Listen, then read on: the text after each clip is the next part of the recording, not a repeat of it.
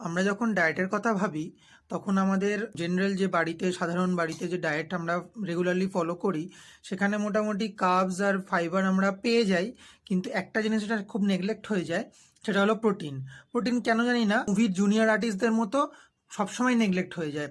একটা ডিম বা এক পিস মাছ বা অল্প কিছু প্রোটিন দিয়ে আমরা সুষম আহার করছি বলে মেনে নিই, কিন্তু অ্যাকচুয়ালি আপনার বডি ওয়েটের পার কেজি বডি ওয়েটের 1 গ্রাম করে প্রোটিন কিন্তু রেগুলারলি কনজিউম করা উচিত।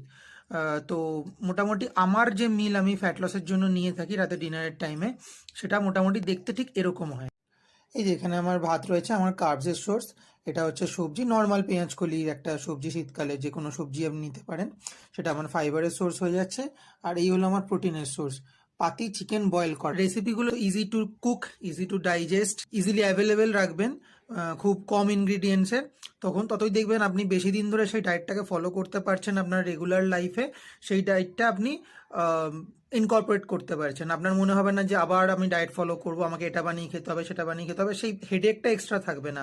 যত ইজি যত সিম্পল রাখবেন তত লং টাইমের জন্য ফলো করতে পারবেন, এবং আপনার ফ্যাট লস যে জার্নিটা সেটা অত বেশি স্মুথ এবং অত বেশি সাকসেসফুল হওয়ার চান্সেস থাকবে। আরও এরম ভিডিওর জন্য ফলো করুন ফিট বেঙ্গল মুভমেন্টকে। আমরা যখন ডায়েটের কথা ভাবি তখন আমাদের জেনারেল যে বাড়িতে সাধারণ বাড়িতে যে ডায়েট আমরা রেগুলারলি ফলো করি সেখানে মোটামুটি কার্বস আর ফাইবার আমরা পেয়ে যাই, কিন্তু একটা জিনিস যেটা খুব নেগলেক্ট হয়ে যায় সেটা হলো প্রোটিন। প্রোটিন কেন জানি না মুভির জুনিয়র আর্টিস্টদের মতো সবসময় নেগলেক্ট হয়ে যায়।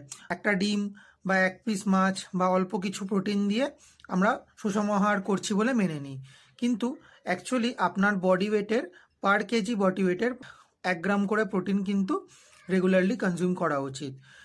তো মোটামুটি আমার যে মিল আমি ফ্যাট লসের জন্য নিয়ে থাকি রাতে ডিনারের টাইমে, সেটা মোটামুটি দেখতে ঠিক এরকম হয়। এই যে এখানে আমার ভাত রয়েছে, আমার কার্বসের সোর্স।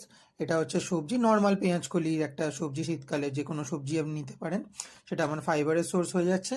আর এই হলো আমার প্রোটিনের সোর্স।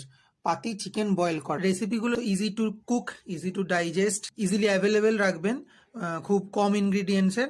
তখন ততই দেখবেন আপনি বেশি দিন ধরে সেই ডায়েটটাকে ফলো করতে পারছেন আপনার রেগুলার লাইফে।